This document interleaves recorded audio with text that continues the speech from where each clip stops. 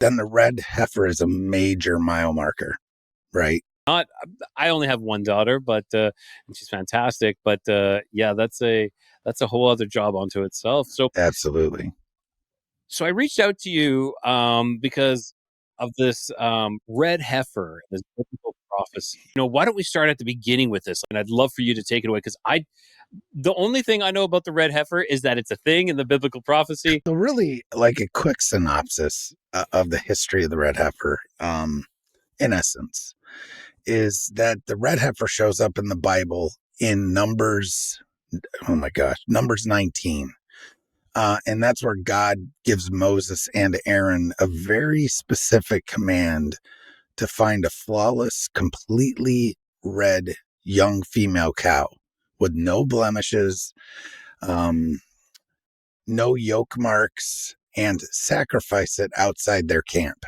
And then from that, they get the ashes from that sacrifice and they're mixed with water to create a ritual purification capable of cleansing someone, also the tools, um, all these, the knives and whatnot for sacrifice, right? So it's basically to purify and cleanse someone who had come in contact with death. So this was essential for keeping priests and people ritually pure, especially for temple service. And according to Jewish tradition, there's only been since the beginning, there's been 9 red heifers that have ever been used throughout history. The last one that was sacrificed was just before the Second Temple was destroyed by the Romans in 70 AD.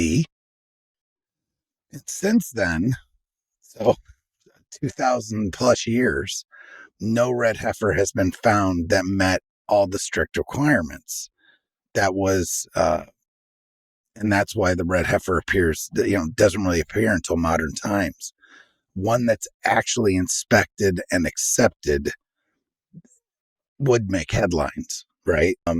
Because in both Jewish and Christian prophetic circles, that cow represents more than a purifying tool.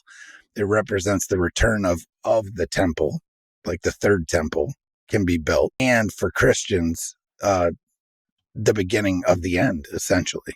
It's kind of like this is why we call it the red heifer prophecy, right? The kickoff to Armageddon, or to tribulation, I should say.